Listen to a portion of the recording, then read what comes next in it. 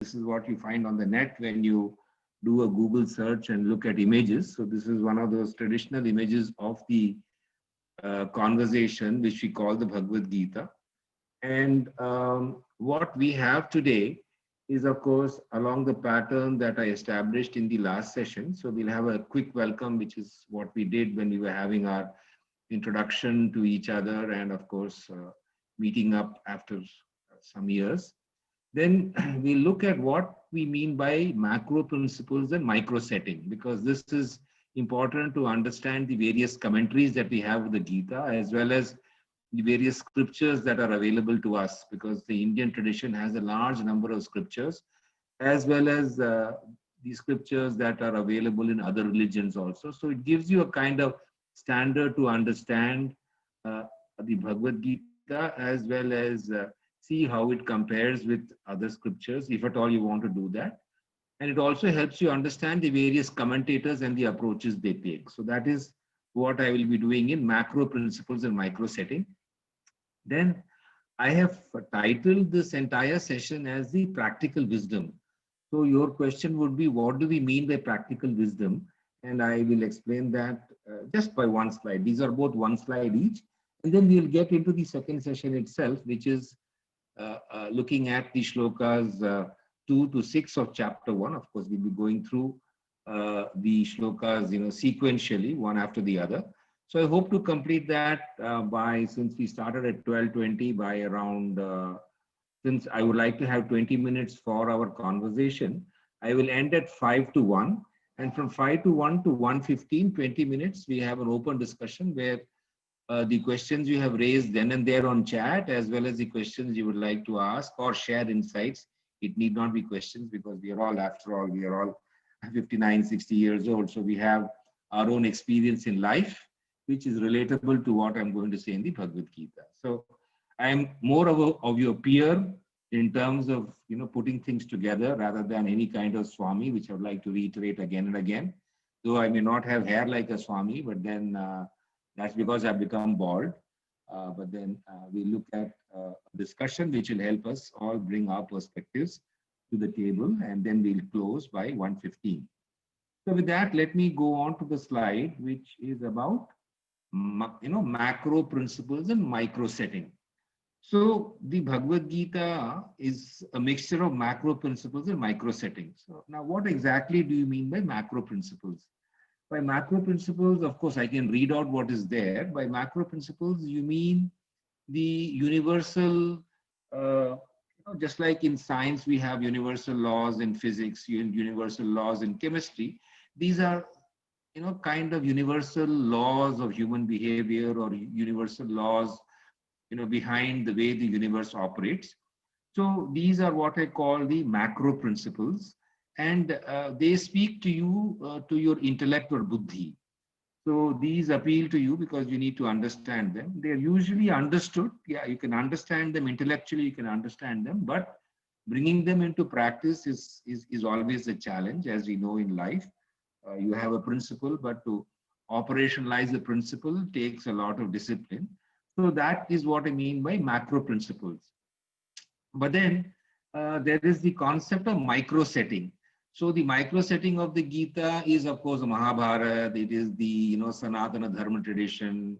It is a whole load of cultural ethos which is built around the Bhagavad Gita.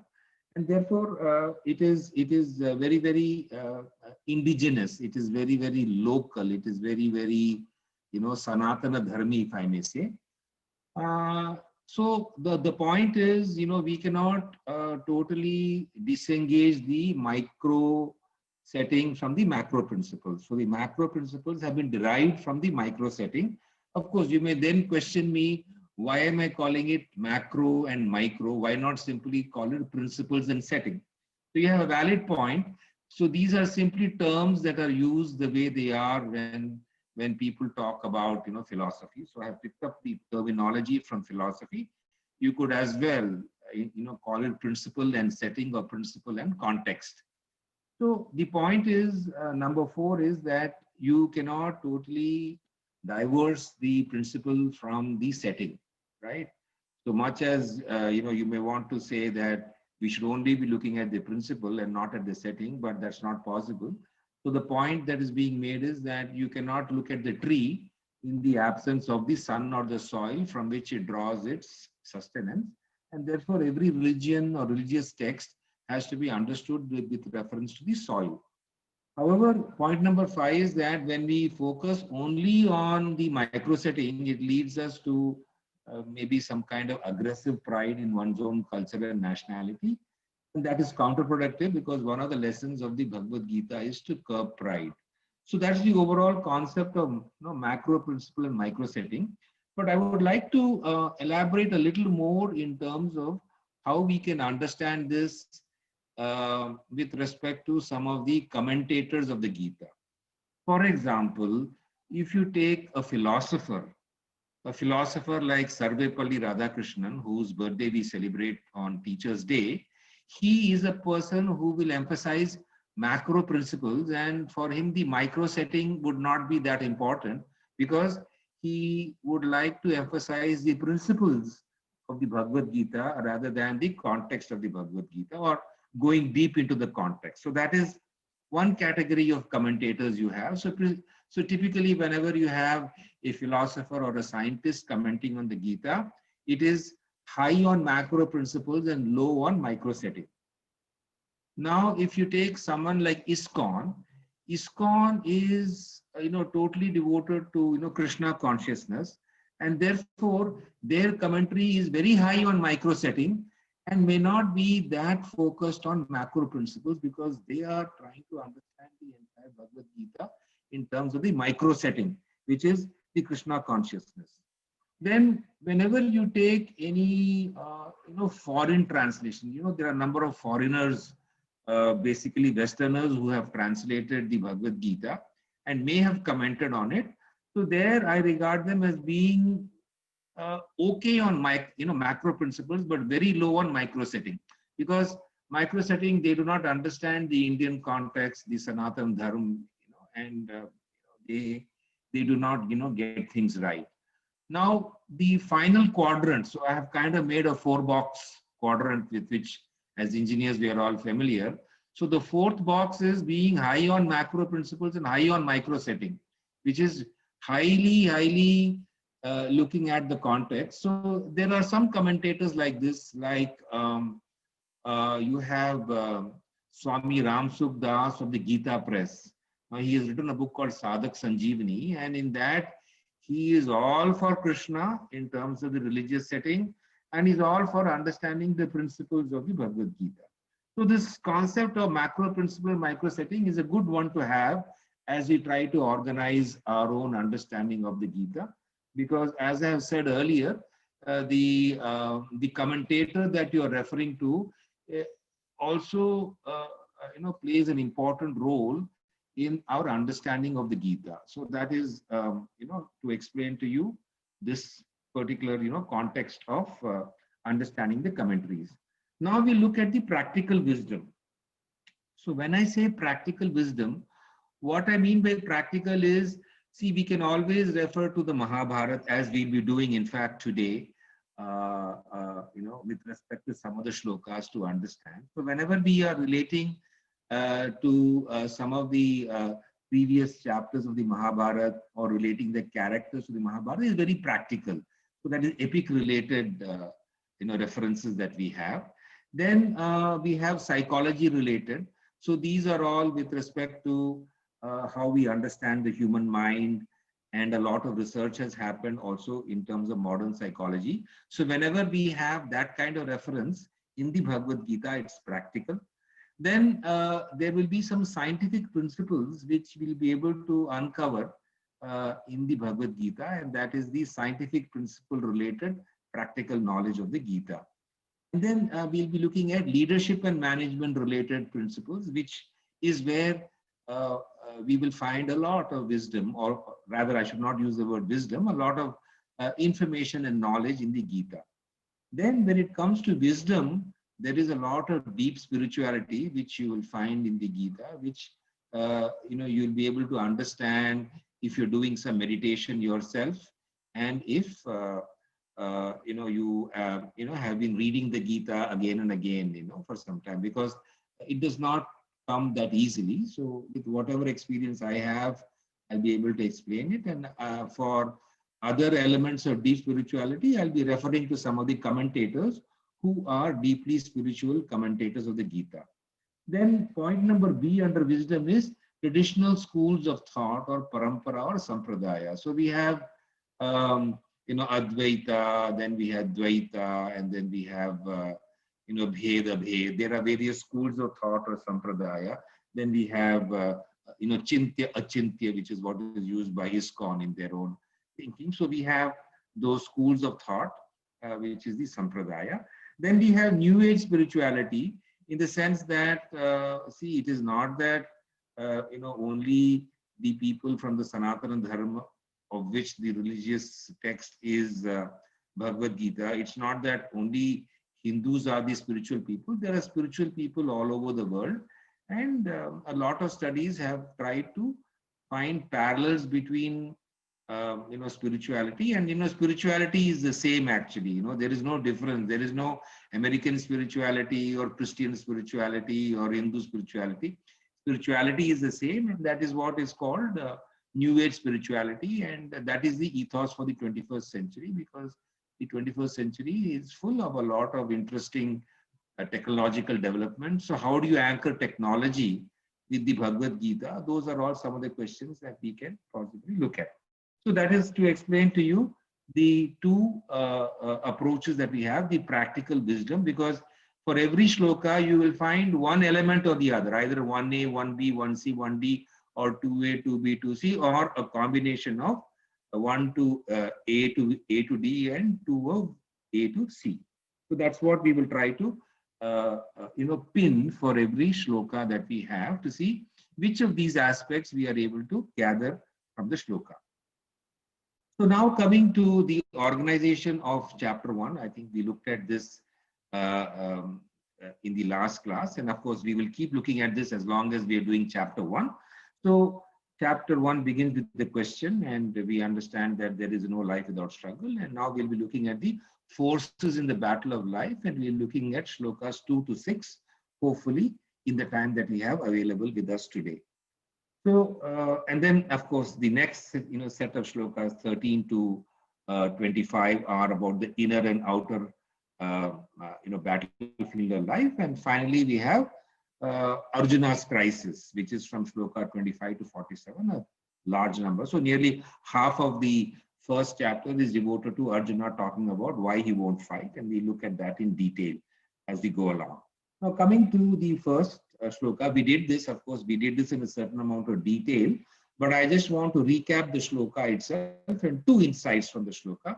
So Dhritarashtra Uvacha, Dharma Kshetre, Kurukshetre, Samaveta Yutsava, Mamaka Pandavascheva, Kimma Kuruvata Sanjaya. No. So basically Dhritarashtra says, "O Sanjay, after gathering on the holy field of Kurukshetra and desiring to fight, what did my sons and sons of Pandu do?" And in Hindi, Dhritarashtra ने कहा, हे संजय, धर्म भूमि कुरुक्षेत्र में एकत्र हुए युद्ध के इच्छुक मेरे और पांडु के पुत्रों ने क्या किया?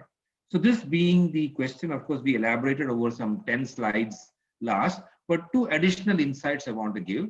One is very interesting, that if you interpolate the words, dharma kshetre, kurukshetre, you simply put the kshetre together. So kshetre, kshetre, dharma kuru. So that's one of the key messages of the shloka, which is in every single field of duty, of action, do your duty. So kshetre, kshetre, dharma kuru. That's one very interesting insight that I gathered from one of the commentaries. And the second insight with respect to shloka 1 is derived from the fact that in ancient India, whenever they composed text, the first word of the text and the last word of the text had to actually give the summary of what the entire text meant. So Dharma Kshetre, Kurukshetre, we have seen is the first shloka, and the last one also you would have heard many a times, Yatra Yogeshwara Krishna, Yatra Partho Dhanurdhara, Tatra Shiv Vijayo Bhutir, Dua Nitr Matir Mama. So Dharma Mama becomes the first and the last word of the Gita. So in other words, all that you have within the 700 shloka can be collapsed into dharma and mama, which is my duty. So that's one more insight that we have from the first shloka, of course, with the last word of the last shloka being added on for generating the insight. So now let's come to shloka 1.2, which is the shloka that we have at hand, where we'll be looking at it in a certain amount of detail. So the shloka is Sanjaya Uvacha, Drishtva tu Pandavanikam Vyudam Duryodhanastada Acharyam Upasangamya Raja Vachanam Abravit. So the word-to-word meaning is, Sanjay Uvacha, Sanjay said, Drishtva is on observing, tu is indeed, Pandava Anikam. So Anikam means army, so Pandava Anikam is Pandava's army. Vyudham, so Vyudha we understand is a military formation. So we look at the military formation. So on seeing the military formation of the Pandava army, Duryodhana, that is Duryodhana we all know, Tada, then at that point in time, Acharyam Upasangamya, he went to his teacher. Now we know that the teacher of both the Pandavas and Kauravas was Dronacharya. Upasangamya, Upasangamya means approaching Raja, of course. He is being called Raja, but we will find out why he is being called Raja. Vachanam, so Vachan we understand, in Hindi it is word or speech. Abravit, spoke these words. So the translation is straightforward. On observing the Pandava army standing in military formation, King Duryodhana approached his teacher Dronacharya and said the following words. So Sanjay ने कहा, पांडव सैन्य की व्यूह रचना देखकर राजा दुर्योधन ने आचार्य द्रोण के पास जाकर ये वचन कहे. So now let us deconstruct this a little more. So I just did some homework on what kind of Vyudha was there. So there is this, Sarvatomukhi Danda Vyuha, as it is called, of the Pandava, of the Kaurava army. And then on the first day, so this is all on the first day. And on the first day, the Pandava army was in a Vajra Vyuha. So you can see at least, we are not, of course, experts in terms of whether it's appropriate to have this Vyuha versus that. But we can see at least geometrically there seems to be some kind of penetrative ability of the Sarvatomukhi Danda Vyuha of the Kaurava army and a kind of restrictive ability of the Vajra Vyuha of the Pandava army. And then, of course, you can see that, there are various, commanders of the armies who have been placed both in the Pandava, and you can also see some of the names in the Kaurava army. So this is typically a military phalanx. And of course, the point is Duryodhana. Okay, so the key figure is Duryodhana. So let's look at some of the thoughts behind Duryodhana. So see, 1 to 5 is a very traditional point of view. Okay, so the point of view traditionally is that Duryodhana was afraid because he was on the wrong side of Dharma, and that all the elders had predicted his defeat, and that he had, of course, a lot of vanity and arrogance. And when you are very vain and arrogant, probably you are a coward and you have a certain amount of fear also. And fear is not an auspicious sign. So the above is a traditional interpretation, and then therefore he went to his teacher to get some kind of reassurance from the teacher, because Drona was the one who taught him, number one. Number two, Drona was also someone who could give him some kind of guidance in his moment of fear.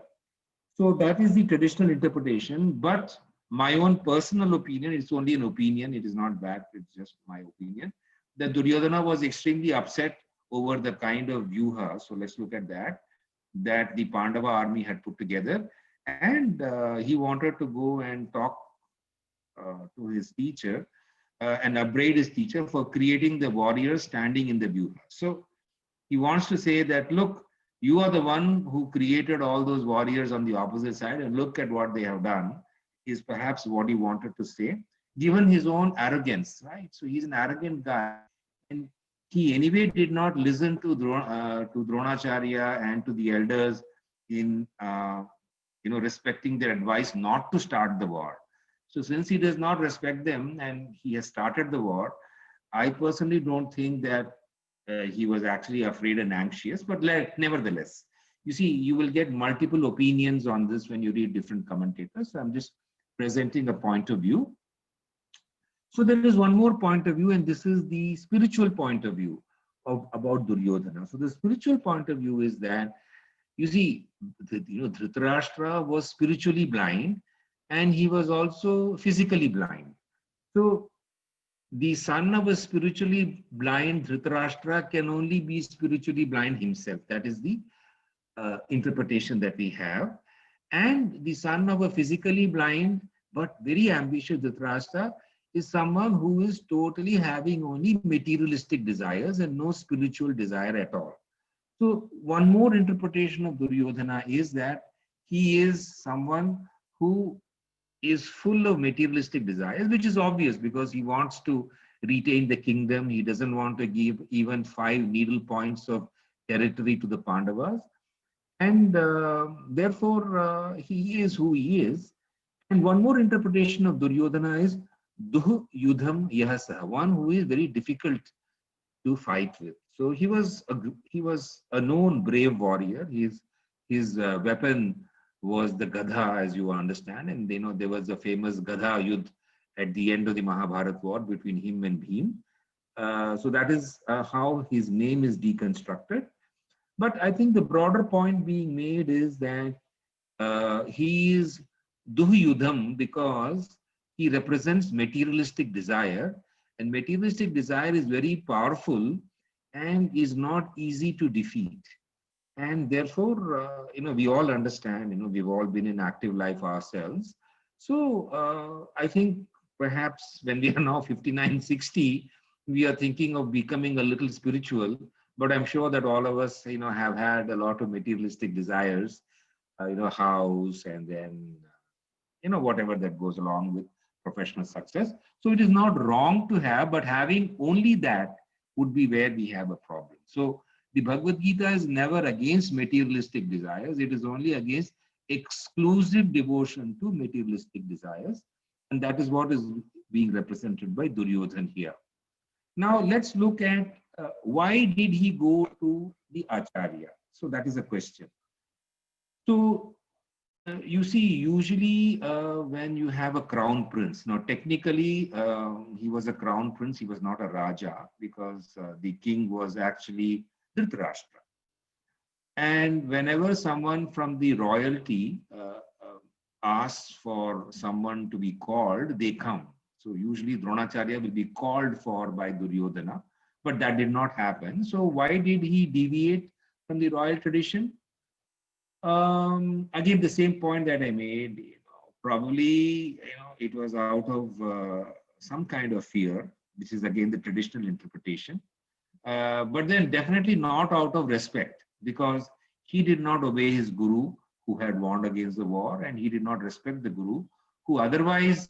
So there's one more reason why he may not have respected the guru, because the guru was always supporting Duryodhana in all his wrong acts. And therefore, while Duryodhana was an evil person himself, even one evil person does not respect the other evil person. So as they say, chor chor chachere bhai. So he thought that that Dronacharya was also a chor in one sense, because he was supporting all the evil deeds of Duryodhan and his brothers. So that's again multiple points of view for us to learn. Then, of course, now the question is, why did Sanjay use the word Raja? Now, Raja actually means one who shines in his own glory. And of course, it is being used in a very sarcastic and ironical way by Sanjay, saying that ye jo aapka Raja beta hai, because he's talking to Dhritarashtra, ye aapka Raja beta hai, bahut nalayak hai, and all those things are inherent in the use of the word Raja, because actually Raja is only Dhritarashtra but not Duryodhana. So one to be calling Duryodhana as Raja is a very sarcastic way of your Nalayak son is shining in his glory of stupidity. That's the interpretation that's being given. So that is the broad interpretation that we have of Shloka 1.3. 1.2. So let's go to 1.3. So I will chant the shloka. Pashetam Panduputranam Acharya Mahatim Chamum Vyudham Drupada Putrena Tava Shishyena Dhimata. So what this means is, of course, the word-to-word meaning is there. Pashetam is look at this. Panduputranam, sons of Pandu, He Acharya. So Acharya is being addressed. Mahatim Chamum. So Chamum is another word for army, like Anikam in the previous shloka. And Vyudham is again like we had in the previous shloka, the military formation. Drupada Putrena. So who has created this military formation? The son of Drupad, named Drishtadyumna, who has the qualification of being your Shishya and very, very intelligent. So essentially, what Duryodhana is saying here is, hey, respected teacher, hey, Acharya, behold the army of the sons of Pandu, so expertly arrayed for battle by your own gifted disciple, the son of Drupad. And of course, in Hindi, just so that, we have the flavor. After all, we are all from Allahabad, right? Hey, Acharya, आपके बुद्धिमान शिष्य द्रुपद पुत्र धृष्टद्युम्न द्वारा व्यूहाकार खड़ी की गई पांडु पुत्रों की इस महती सेना को देखिए. So he's just pointing out to the opposite side. And something about teachers, because this I picked up from one of the commentators. So Acharya is one who walks the talk, as we say in modern language. One who knows the meaning of the scriptures of the Vidya. So so the Acharya that we talk about, Dronacharya, he knows Dhanur Vidya, which is the Vidya of warfare. Okay, so he knows the scriptures, he practices the teaching himself and teaches it to others also. There are, of course, other grades of teachers in ancient India. So Adhyapak is a basic level teacher. Then Upadhyay in those days was a teacher of the Vedas, and Guru was a spiritual preceptor. So just for you and your information in terms of what Acharya means. Then the whole question is, why does Duryodhana use the term Tava Shishyena Dhimata? So the point is that there was a animosity, a difference of opinion, rivalry or a revengeful attitude between Drupad and Dronacharya, because they were both students at ashram when they were younger, and then as students they were equal, but then when I think they were leaving, there was a quarrel over the status of the two. So Drupad said that you are just a very poor fellow and I am a king, and therefore we are not equals. We may have been equals as students, but we are not equals henceforth. So that really hurt the pride of Dronacharya. And of course, there is a longer story behind this. So Drupad had wanted, so actually what happened was that in one of the battles they had, Drupad was overpowered by Dronacharya and by the Pandavas. So he had wanted a son who would be able to kill Dronacharya, and that was Drishtadyumna. But you see, Dronacharya was also such a teacher, he never refused to teach anybody, even if they were potential killers of his. So he taught Drishtadyumna, and therefore he's referring to Drishtadyumna as someone who is going to kill you, someone whom you also trained, and someone who is the son of your great rival. So the importance of this statement also lies in the fact that buddhi, dhi is an important word in the Indian tradition. So tava shishyena dhimata. So dhi is something that we find in the famous Gayatri mantra also, tatsa viturvarenam bhargo devasya dhimahi. So dhimata, dhimahi means someone who's using his buddhi, or someone who's using his intellect, and therefore someone, so the whole term buddhi is important, and that's what I wanted to highlight. So you're a very intelligent student, and so the entire Indian civilization is a very powerful civilization and has withstood the test of time, because we are all dhimata, we are all intelligent people, which is why we do very well in every field of activity. And that's the overall implication I wanted to pull out. Now, of course, I'm coming back to that view, Vyudha, but you will find that at least in the internet representation, you cannot find Arjuna anywhere. I cannot find Arjuna. So the whole question is, it's a question for all of you also. Please find for me an image where in this Vajra Vyuha, you can find Arjuna. So again, just out of interest, I put this. But let's go to this important set of 3 shlokas. So I'm going to chant the shloka, and it is simply a list of names, and we'll come to what this means. So Atra Shura Maheshwasa Bhima Arjuna Samayudhi Yuyudhano Viratascha Drupadascha Maharatah Drishtaketuschekitana Kashi Rajascha Viryavan Purjit Kunti Bhojascha Shaibhyascha Narapungavah Yudhamanyuscha Vikranta Uttamaujascha Viryavan Saubhadro Draupadeyascha Sarva Eva Maharathaha. So you can see it's a listing of names, which is why I have called it, Pandava generals. So there's a list of the Pandava generals. So he's pointing out, so he's looking across, he's seeing the army on the opposite side. So this is basically Duryodhan. So Duryodhan sees Bhim, then he sees Arjun, and then that list. So the list of the names is important from 2 points of view. So this is the translation. Behold, in their ranks are many powerful warriors like Yudhan, Virat, Drupad, wielding. Of course, there are descriptions of Maharatha, Samayudhi. So these are all adjectives or descriptors of the various warriors that he's naming. So who are the warriors?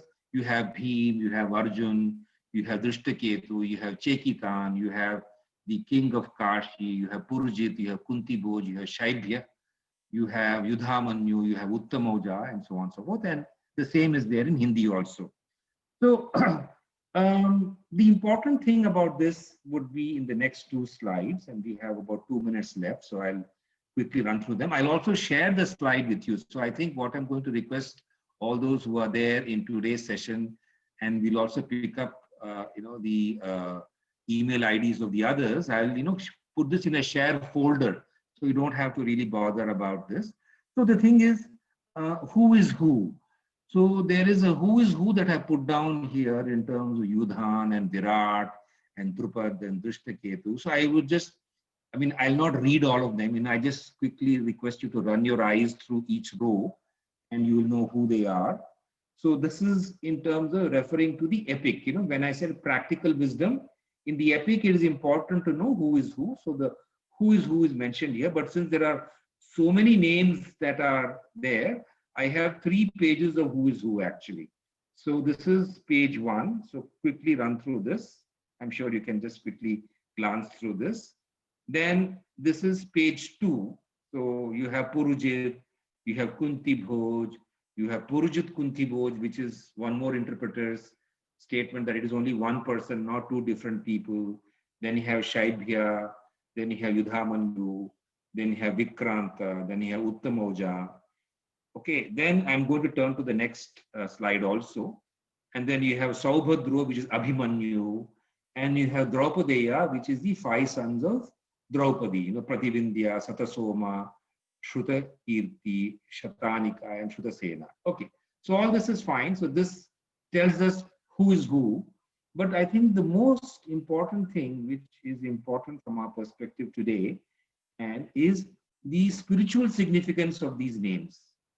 So for the spiritual, so Yudhan is Shraddha, Virat is Samadhi, Drupad is Samaveda, then Drishtaketu is Yama, which is power of mental resistance. Then Chekitana is Smriti. Then Kashi Raja is Pragya, which is wisdom or discriminatory intelligence. Then Purujit is Pratyahara, which is there in our Patanjali Yoga Sutra as interiorization, which is shutting off of all the senses. Then Kunti Bhoja is Asan. Now you must be wondering, how the hell do you get all this? So for this, unless you are a big yogi, you will not you will not be able to even derive these correlations. So I'll just go through this and then I'll tell you from where I got it. So there is one of the references I have given, which is reference number 1. God talks to Arjuna, Royal Science of God Realization, and Paramahamsa Yogananda, who is the author of Autobiography of a Yogi. So through his yogic vision, he has found these correlations. Okay, so I think we are at 5 to 1 now. I'm going to stop. Fortunately, the session is also over in that sense.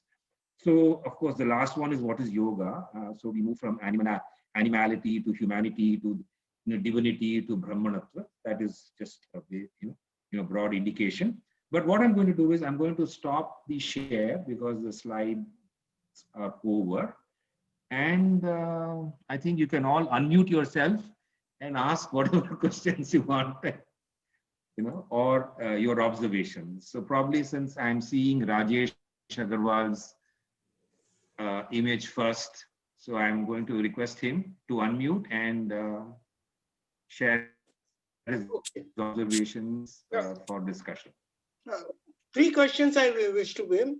First is the management learnings from today's discussion. I feel this give hints to our day-to-day life. So some hints, some easy way to understand. And second, one more thing. The thing is, if I wish to read, go through it. In Bhagavad and Gita, two scripts I understand, but should I go for Gita directly or Bhagavad? What's the difference between them, or how to start reading so that have a better understanding? There's two questions, dear. Yeah, sure. So let me address your question. So the management learning that we have, or the leadership learning that we have here, is that whenever we have to take a decision, we will always have 2 points of view. One Pandava point of view and one Kaurava point of view, which means we have the positives of a situation, we have the negatives of a situation, and it is always a clash when we take a decision. So we need to ensure that we are aligned to what is right, that we are doing what is correct, rather than what would be. So there is this difference between what is good and what is pleasant. So we normally choose what is pleasant, but not what is good, because what is good may be something that may not please everybody. So if I try to please everybody, it's like Sheikh Chilli. Sheikh Chilli wanted to please everybody, but he did not take good decisions. So our challenge is always taking the right decision, and there are always forces for and against a decision. That is one. Number two, management learning that we have is, and that's the most interesting. In the first shloka, Dhritarashtra says, "Mamakaha Pandavasya." Mere bete और Pandu ke beto ne kya kiya. So if as a manager you are already indicating your preference for certain ideas, then nobody will suggest any other idea. तो पहले से ही बोल दिया कि भाई गौरव मेरे बेटे हैं, then who will give an opposite point of view? Nobody will give. So if you are a good manager, you will not indicate your preference beforehand. You will always put the overall situation and try to get solution from the team. So that is my response to what is a management learning. My wisdom should prevail. Our wisdom should prevail at the end of any tussle between good and bad. A wisdom should prevail. Yes. That's the learning. Okay. Absolutely. So wisdom should prevail. That is the learning.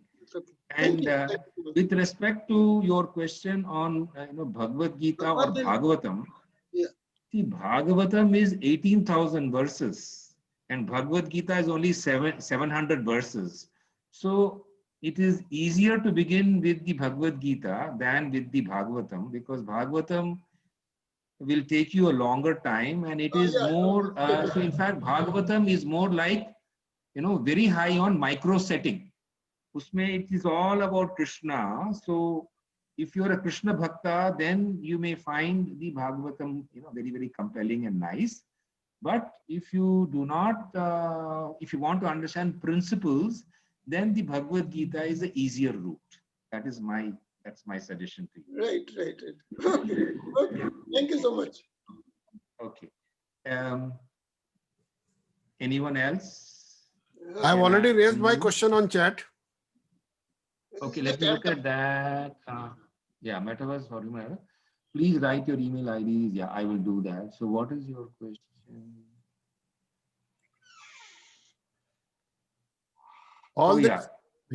Question is there. Yeah.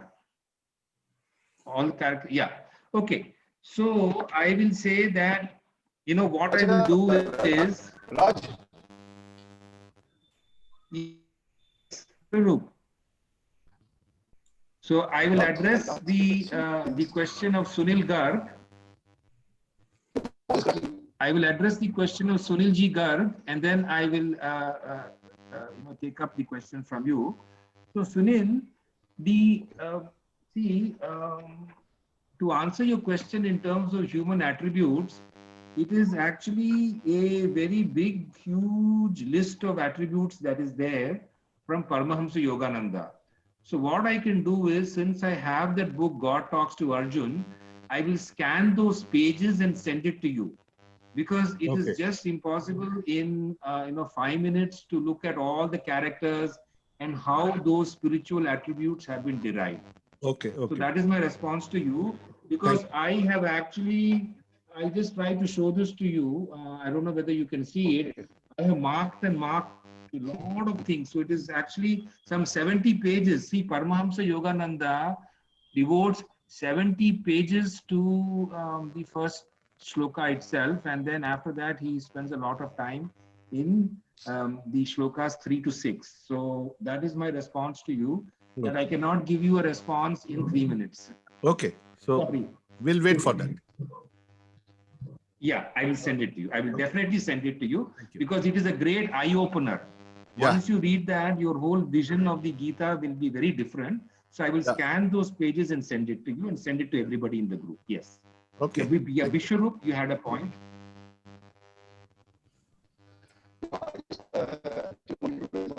You were talking Vishwarup, we can't hear you clearly. Vishwarup, your sound is not well. Can you write in brief on chat?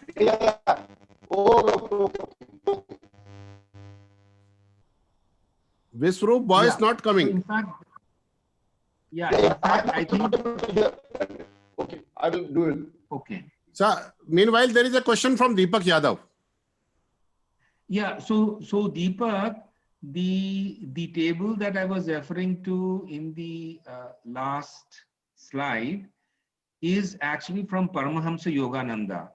And I'll just give you one example of how he derives that, so that you get an idea. So let us say that the name that he has taken, I'll just read out one of them. 1 minute. Okay, so just to give you an idea. Okay, so I had mentioned, or rather not I had derived from Paramahamsa Yogananda that Yuyudhan was Shraddha.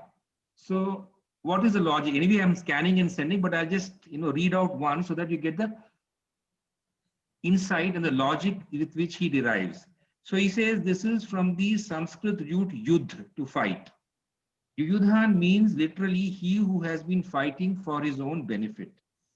The metaphysical derivation is one who has an ardent desire to fight, to express spiritual consciousness. It represents the attracting principle of love, whose duty it is to take creation back to God. Felt by the devotee as Shraddha, or devotion to God, it is the inherent pull of the heart in longing to know Him. It stirs up the devotee to spiritual action and supports his sadhana. So he is deriving the Shraddha you have in your sadhana to the name Yuyudhan. So these are all names in the Pandava army.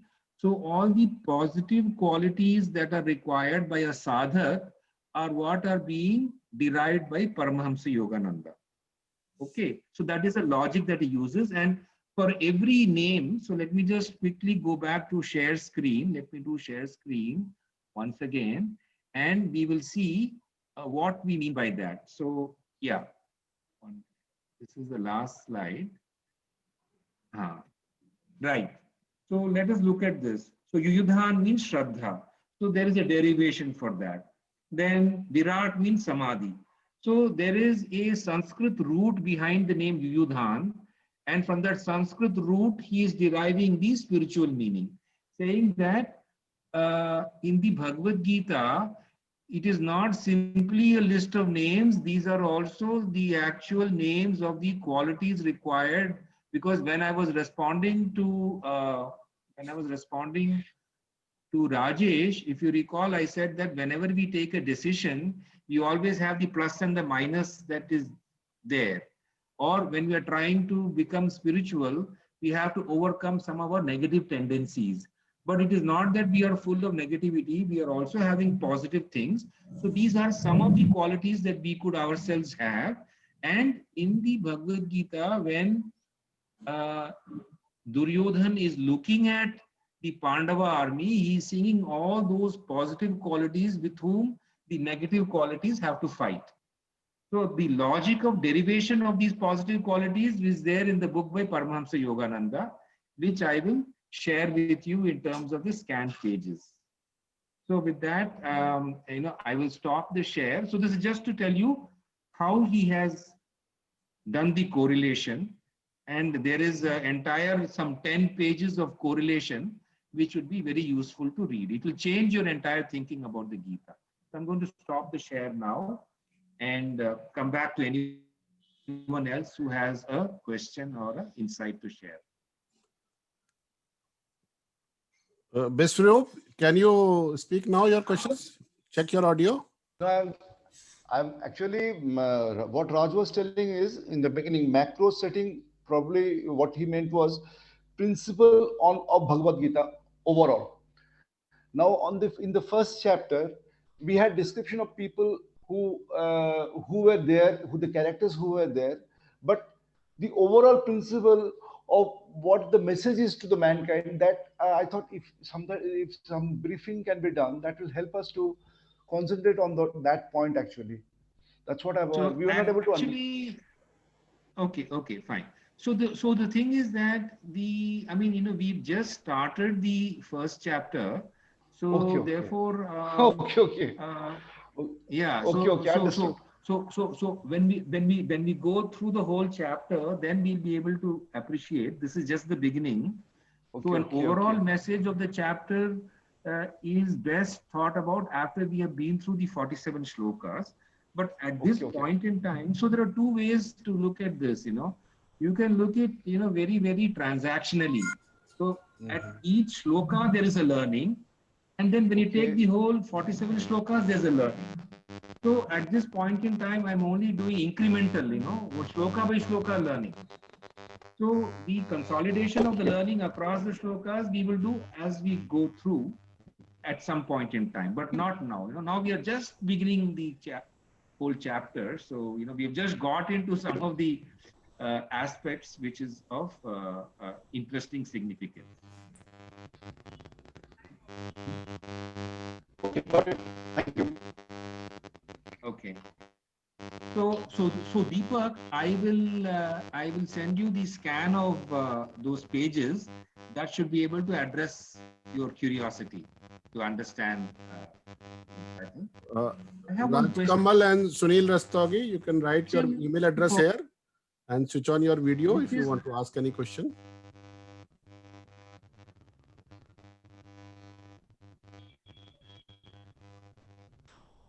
Prakash Totlani's mail is already there, I think.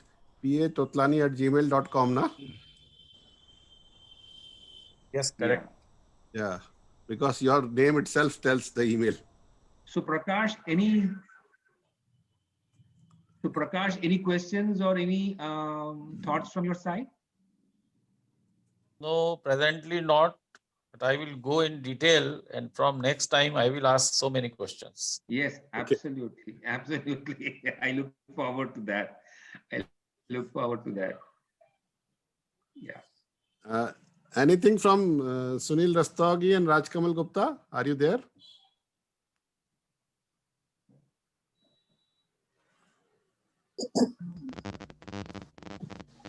Yeah. Good afternoon, everybody. Good afternoon. Yeah, good afternoon. I'm yet to sink in, and I don't have a question at the moment. Okay. Let me go through. Write your email address on the chat. Yeah, I have given. You have given, right? You have given. Rajkamal, are you there?